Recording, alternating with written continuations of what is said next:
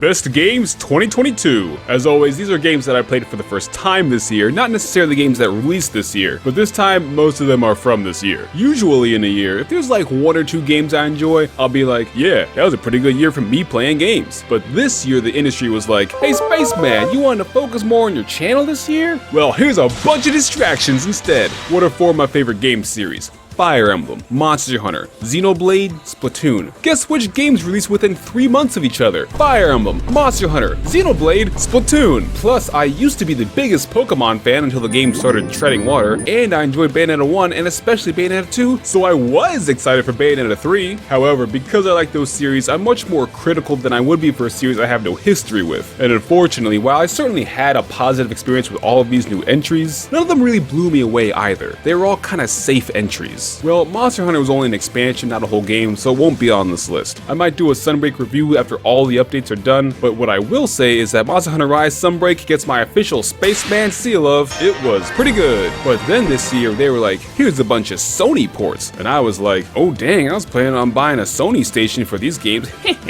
Too bad, Sony. Also, quick confession, y'all, I still ain't played Metroid Dread. I'll get around to it eventually, but all these Metroidvanias are the same. However, you should be absolutely disgusted with me in how few indie games I played this year. Well, I actually played a couple, but most of them weren't all that great. Plus, I don't want to spend time crapping on a small team's passion project for just being kind of okay. The one indie game I will give an honorable mention to is Pico Park. It's an up to 8 player puzzle platformer. It's simple fun where you can talk about the puzzles, especially with a big group of people on the couch, drinking drinks, fooling around. It's a great pre-orgy game. Bad news though, there's only one song, and after playing like 30 levels with the same one song, you start to lose your mind a little bit. Alright, here's the list.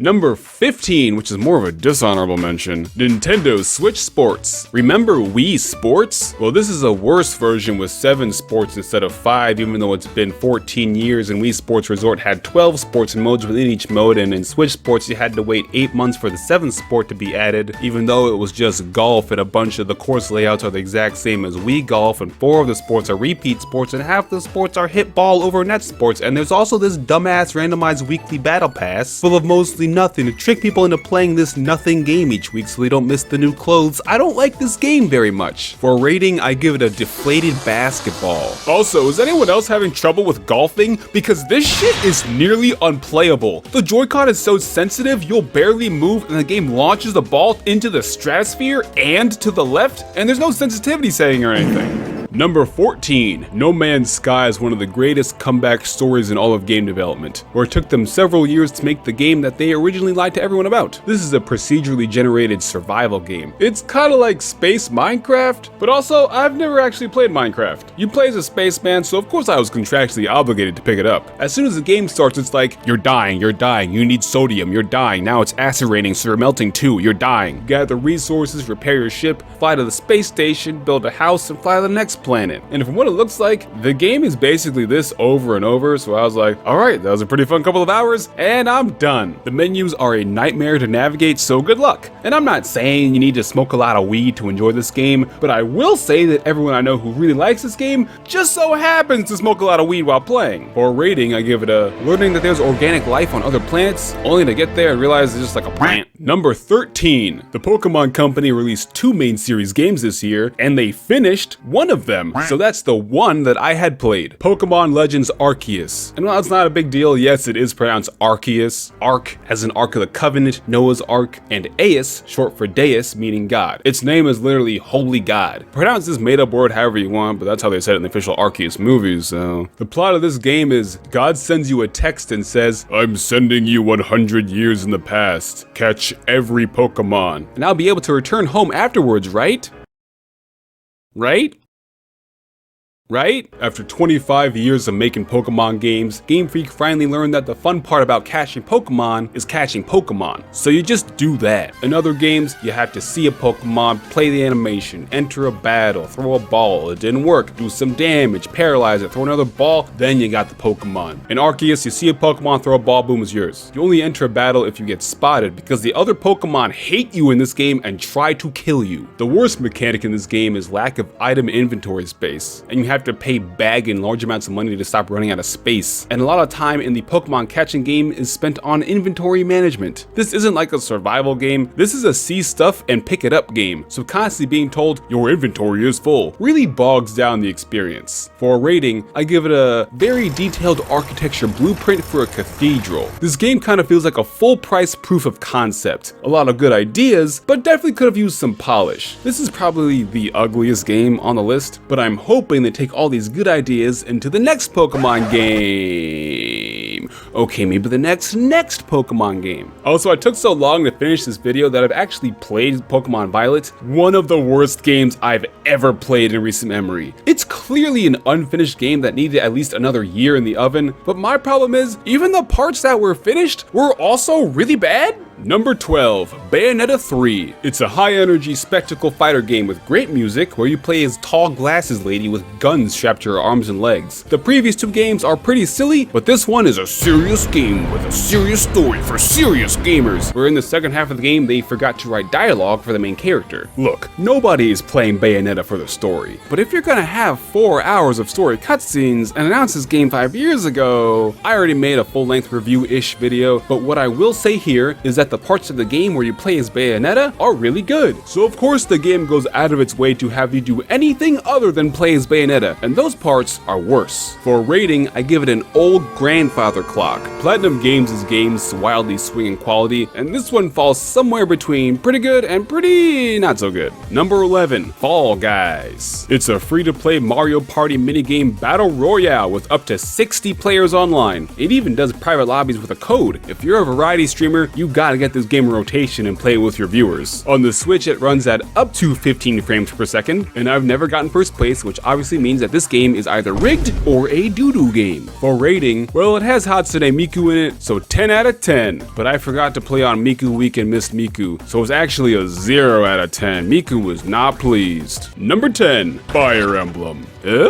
Warriors. I remember playing Fire Emblem as a kid and thinking, this game is cool, but it will be even cooler if you could control the characters directly, like an action game. Like most children, I was a fucking idiot who should not be listened to, because Fire Emblem Warriors 3 Hopes is basically that. In these Mosu games, you mindlessly kill a bunch of dudes who do 0 damage until you fight a boss who can actually do damage to you. And there's just enough depth of gameplay mechanics to keep you from falling asleep. Playing this game, gameplay wasn't terrible and had some interesting chapter scenarios, but the whole time I was thinking, you know, it would be cooler if I could play this chapter as a strategy game instead. You know, the genre that Fire Emblem is known for? The only strategy in 3 Hopes you need is use swords against axes and use Yuritsa. Like the previous Warriors game Age of Calamity, this is an alternate universe spin-off of 3 Houses, where this time you play as a guy with an actual personality who can teleport. This game very much assumes you're familiar with the story and world of the original, which I am. I mostly played this game for the story and the characters, who are all still really entertaining, but some of them do seem a little bit sanded down. Despite the whole game taking place during a war, the tone feels much lighter than either half of 3 Houses. I do like how your base is a fortress instead of the monastery again, and how this game features new characters who were only mentioned by name in the original. The game has 3 routes and variations within each route if you don't fuck up the Byleth recruitment chapter like I did, but I only played one of them, the Edelgard route, where you pinball between the Fargus and Leicester borders. Still a better story than actual Crimson Flower though. But the reason I only played one route is because this game is more bloated than my tummy after I wolfed down a Snickers chocolate caramelicious cheesecake. Available now at the Cheesecake Factory, please sponsor me. You want to go to the next battle and see more story? Well, too bad. You gotta do 5 mini battles that don't matter at all and do shitty Warriors gameplay where you turn the brain off and mash buttons. Then you can progress the story. Each route should be 15 to 20 hours, but instead it's like 35 to 40 hours because of all this stupid ass bullshit filler in between. Warriors gameplay is not that fun! Remember how the monastery tasks in 3 Houses would get repetitive on your second or third playthroughs? Well, in 3 Hopes, that feeling sets in before you're even done with 1. Pro tip,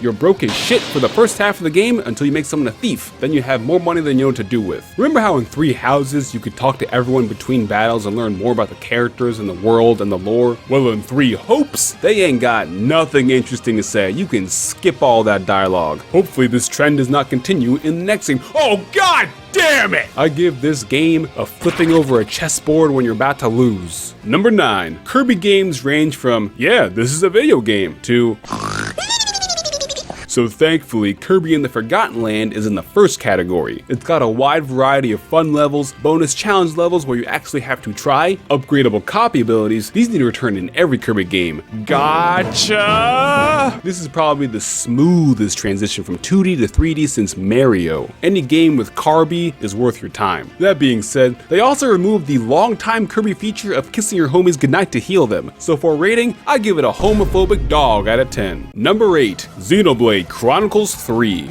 I already made a quick review of this game, but because years ago I said I didn't like the weird boopy gacha one, my review on this one got dislike bombed in the first 12 hours by that terminally online, turbo, virgin, circle jerk Xenoblade cult of Twitter users, even though in the first minute of the video I said that I like this game. Very cool and normal behavior. But now that those weeaboo weirdos took the bait and left, here's what I actually think about the new one. The game is fine. It's the most standard boilerplate JRPG that plays it pretty safe. From its enjoyable but predictable toothless snail-paced story to its combat that is fine but barely requires any input from the player to win. Input from the player to win is also known as a video game. While I had a positive time with it and it is a good step forward for the series, even if in some ways it feels and plays like a remaster of a game from 10 years ago, it continues to exacerbate issues present in every Xenoblade game, such as a lack of conveyance during combat, busy work side quests, and overly long cutscenes that should have been trimmed down at least a little bit. You ain't gotta press any buttons for most of the game. It's the perfect experience for people who prefer to go on their phones and talk about games online more than they actually play them. I may do a longer video on it after all the DLC comes out next year. However, I'll probably have to replay the whole game since none of it really stuck with me long after playing it, other than the excellent soundtrack. Speaking of DLC, I must once again roll out my seldom used numerical rating scale, as I am lowering my score for Xenoblade 3 from an 8 to a 7 out of 10 because I turned the game on and saw this.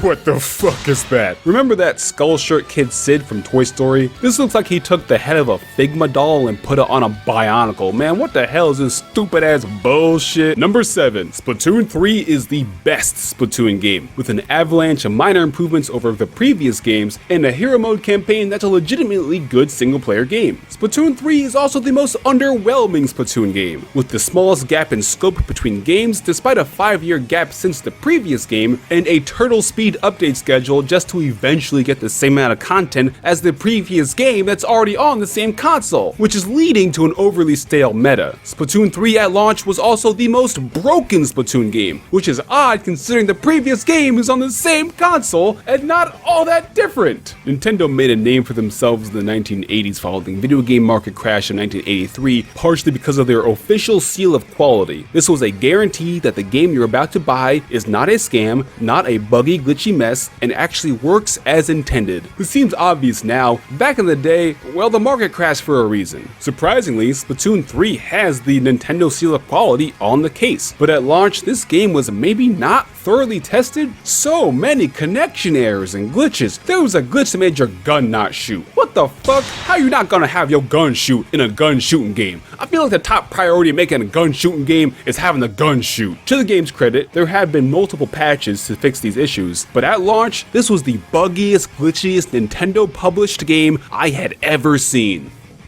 Until Pokemon Scarlet and Violet came out 2 months later. Splatoon 3 is a lot of fun though. I gave this game a missing no out of 10. It's kinda cool, but why the glitches? Number 6, Lil Gator game. I played this game because I need to hit my annual Gator quota without having to travel to Florida. Everybody's been waiting for what feels like forever for the next Zelda game, including this Lil Gator, so he just pretend plays Zelda. This game is basically baby's first Breath of the Wild. You run around an island, slicing and dicing shrubbery, paragliding, shield surfing, climbing, playing dress up, and doing little mini games to recruit animal buddies to turn a playground into a castle. There is a twinge of sadness underlying all of your actions, and the game does tackle some real shit, but overall it's a pleasant time with charming writing and subtle references to other games. Plus, you can finish it in a long afternoon. For a rating, I give it a gator wearing a cute little bow tie. Number 5, The Great Ace Attorney Chronicles. I love Ace Attorney. It's a visual novel detective series where you're a defense attorney and and you have to prove your client's innocence using facts and logic, and channeling the dead, and sometimes even a parrot. In this latest one, you play as Phoenix Wright's ancestor from over 100 years ago. You start in Japan and travel to Britain, where everyone is super racist against the Japanese, except for Herlock Sholmes, original character Do Not Steal. I can't really talk too much about the story since it's a visual novel, story is all it has, but the story is really good. It's a remaster of two Japan-only 3DS games, so it's like two games in one, and the story of the first one leads directly into the second, so it's one big long game, double the usual amount of Ace Attorney. I remember playing the very first case thinking it was going to be a quick tutorial level, but it was unraveling conspiracy after conspiracy, and I'm like, oh my god, it's the first case, relax! Hopefully I'm at least a bit smarter than I was when I first played Phoenix Wright as a teenager, but I feel like they got some of the Danganronpa writers to make some of the puzzles, because they feel a lot easier in this one. If you can't name the murder weapon, my Nipponese friend, then this case is over. My entire lawyer career, no, the entire future of Japan rests on me being able to solve this case. The victim was bludgeoned to death with a banana-shaped object that left a banana-shaped bruise, but a regular banana couldn't have possibly left a wound that deep. What could it have been? Wait, I've got it! Is it the banana-shaped phone in the room covered in the victim's blood? Nice going, Mr. Naruhodo, you cracked the case! Everyone needs to buy this game, so there's a great Ace Attorney 3, and next time Miss Susato should be the main character. For a rating, I give it a Susato takedown! Number 4, Nier Automata, Automatic, Nier. Platinum Games' games wildly swing in quality. Thankfully, Nier Automata lands squarely in the this is a good game category. You play as sword robot lady and slash rounder robots, blow up other robots, all to a kick-ass soundtrack, hell yeah. This is originally a PS4 game, so it's a miracle that the game runs so well on little console. I enjoy the intentionally unsettling atmosphere. The game sometimes invokes horror elements simply by putting you in a small confined area and going, alright, here's a bunch of dudes. The game was kinda short though. It seemed like it was building towards something involving 9S and A2 and Yorha and the nature of free will and humanity, but nope, it just kinda abruptly ended. I heard there are multiple endings, and being the ultimate gamer that I am, I got ending A on my first try, which I can only assume is the best ending. There was some message at the end of the credits from Square Enix. I had to read that shit. I do not trust those NFT promoting, service canceling, Nomura enabling frauds.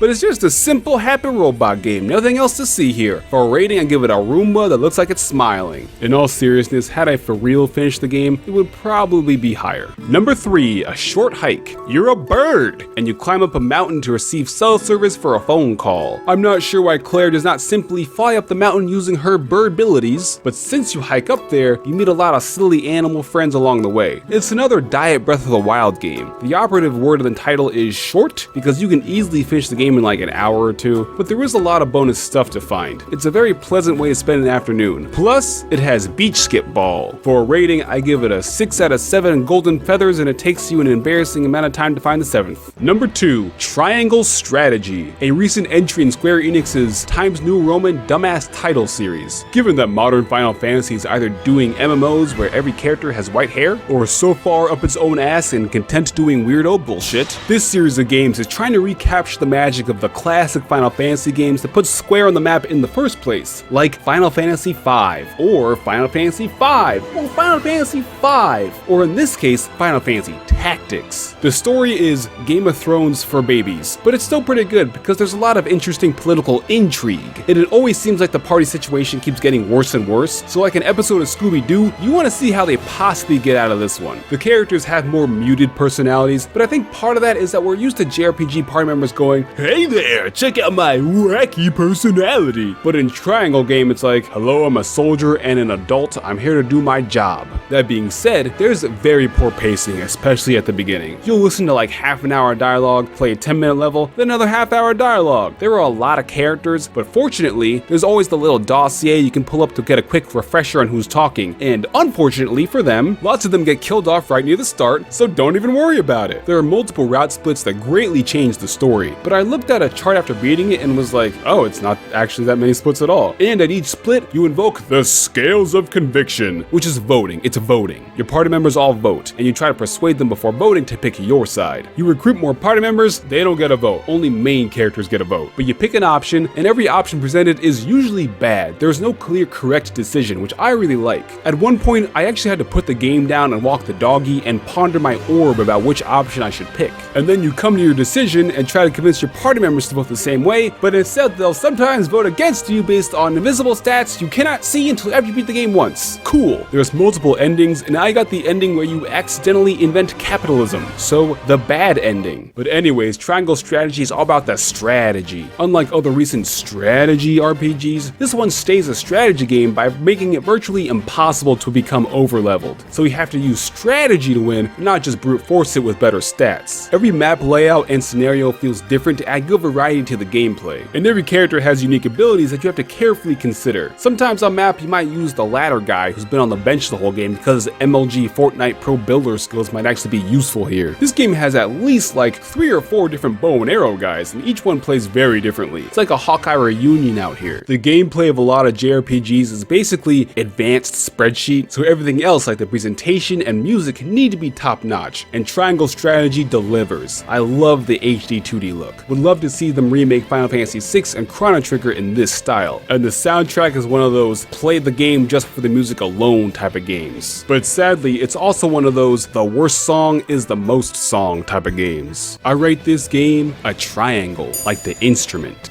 Before we get to number 1, there were so many good games coming out this year. Here's a list of games I bought and wanted to play but didn't get around to, so they'll be on next year's list. Maybe. Hopefully. Probably. 13 Sentinels, Aegis Rim. I know nothing about this game other than everybody I know whose opinion I trust have all said it's really good. Crosscode. I hope there's no coding in this game. Disco Elysium. This is a game where you sit on the couch drinking a nice beer and ruminate on the merits of Marxism sort of game. Unsighted. Cool, happy, fun, definitely not sad at all robot game. Roller Dome. It's Tony Hawk, but with a gun. Get in the car, loser. It's a lesbian road trip RPG game. Chained Echoes, an indie JRPG that came out not too long ago, inspired by Chrono Trigger and Xeno games. Heard it was pretty good. What Remains of Edith Finch. What remains? Some of it? All of it? Couldn't tell you, haven't turned the game on. Eastward. I think it's like a modern take on Mario and Luigi's Superstar Saga? I don't know. Chris Tales. The Tale of Chris. Who's Chris? Jesus Chris? Hot Wheels. Vroom vroom. Power Rangers. R.I.P. JDF. Panzer Dragoon. I think it's like Star Fox but you're a dragon. Shredded Secrets. This was in an indie direct. I forget what it is. Say No More. This game's all about setting boundaries. Sports Story. The sequel to Golf Story. This game was shadow dropped 2 days before Christmas. We in the biz call that a stupid ass idea. And then there's the secret dev room in the game where even the people working on the game are like, hey, we're sorry, this game sucks ass.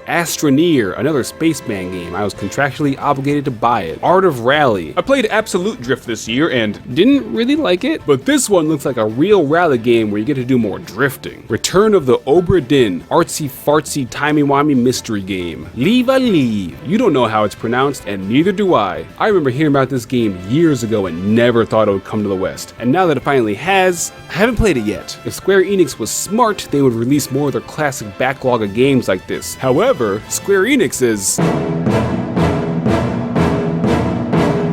Hold it! Ah, Spaceman, I was there, you lying piece of a sheet. You claim you did not have time to play all those games, and yet you found time to put over 100 hours into the Switch port to Persona 5 Royal and beat it. Hold on, I can explain. This game is the devil. Number 1, Persona 5 Royal. This was my first Persona game, even though I've had SMT3 sitting on my shelf for years. The plot to this game is basically anime Inception, where you and a team of other high school friends hop into someone's subconscious and go, hey, quit being a fucking asshole! And then you beat the shit out of them, and then they stop being an asshole. This game has 2 halves. The first is a modern paint job over top classic JRPG dungeon crawling turn-based combat, where you catch various creatures from different world mythologies and classic literature like a bunch of Pokemans, even though this game series predates Pokemon. And they give your guys superpowers against other evil spirits, and you can fuse them together to make a new guy. I really like how each persona has blurbs of its real world history. I get big old brain boners from mythology mythology, so y'all know I read all of it. I also like how this game is one of the few JRPGs that's self-aware enough to go, look, long drawn-out turn-based combat just isn't very good, so you can beat a lot of the encounters in a single turn before the enemy even has a chance to counterattack. But it costs resources to win quickly, so there's a good amount of risk versus reward here, and strategizing how deep you can dive into each dungeon without running out of resources. I also like how depending on your outfit, the battle music changes to music from different Atlas games. That was a nice touch. The other half of the game is the Japanese high schooler social simulation. Instead of having a big bland open world, here you use the subway to fast travel to each area. That's a tight-knit diorama of real-world Japanese locations that are double-cheeked up in detail. You start this game by transferring to a new school because you were wrongfully accused of a crime, and most people either hate you or think you're going to murder them. Social encounters in this game sort of mirror real life. You meet someone new and you're like, oh, this guy's kind of weird, or this guy seems like kind of a dickhead, but then you get to know them better, their motivations, their struggles. As you grow closer, they teach you all sorts of cool abilities for combat, just like real life. This game's dialogue usually has the correct option and the funny option. I always picked the funny option, so I wasn't able to max out all the confidants. But during the game, you see no good Tora go from yelling at people on the street to commanding a whole audience. You see the fortune teller dismantle her pyramid scheme cult. You see little bitch boy Mishima grow a pair, and then grow too much of a pair, and then go back to having a normal amount of pair. You see Haru. You see Futaba make friends and be able to go outside. Your adoptive dad accepts and protects you. You meet all these great, fully fleshed out people, and you're like, I will literally fight God to protect all of you. But then partway through, the game goes, sorry, you are not attractive enough to even pretend to date Makoto. So then you grind out pretty points for hours by hanging out with naked old men in a hot tub until you finally date her. But then she's like, when I grow up,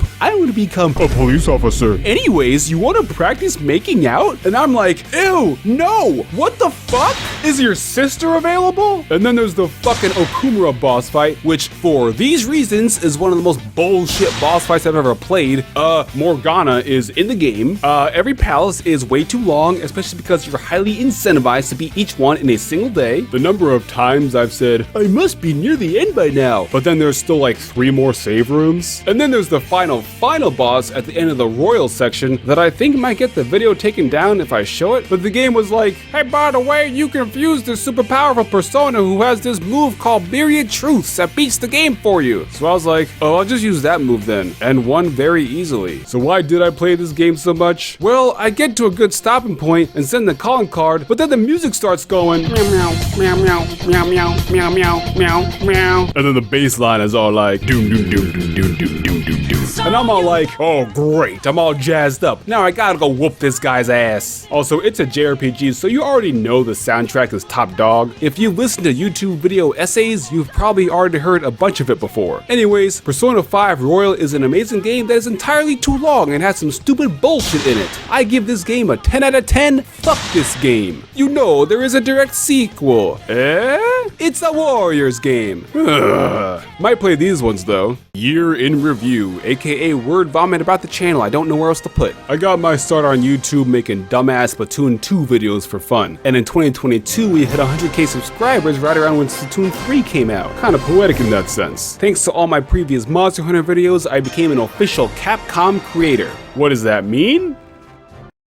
My favorite accomplishment this year was my No Helmet charity stream, where we raised over $2,000 for the Sexual Violence Prevention Association. I'm gonna do it even bigger and better this year, so keep an eye out for that. But it wasn't just a big year for me. I want to give a quick shout out to some other people that I watch who also hit 100k this year. Vasco Games, he does Splatoon and Pokemon challenge runs. We play Samurott all the time. That SRB2 dude, top level Splatoon player. Watching his Splatoon 1 tournament VODs back in the day made me want to get better at the game. Fargas, I've been watching him for a long time. He does Fire Emblem. Alex Webb, he loves Spider-Man, Saints Row, and pro wrestling. Also, his editing skills are ridiculous. I can't compete with that. K-Bash, the most glorious video game reviews and the most glorious hair on the platform. Internet Pit Stop, he describes himself as, we have Nikki Jakey at home. His videos are always fun. That guy Glenn, he does really good video game development documentaries. There's probably a few people I'm forgetting, but y'all know I'm extremely handsome and have impeccable taste, so check these guys out too if you want to watch quality videos. But anyways, whether you are my 100th subscriber or my 100,000th, thank you all for all the support over these strange years. Got a list of videos that are partially finished, I'm still working through. Then after that, we're getting into some weird videos. Gonna get real experimental with it, so I hope y'all stay tuned for that. Also, there's a Discord server you can join if you're normal. Also, I'm making t-shirts very soon. Buy my shirts. Wait, also, YouTube memberships are like Patreon, but all done on one site. I'm gonna start putting members at the end of the videos. Okay, bye, that's everything. That's the video. It's over. Bye-bye.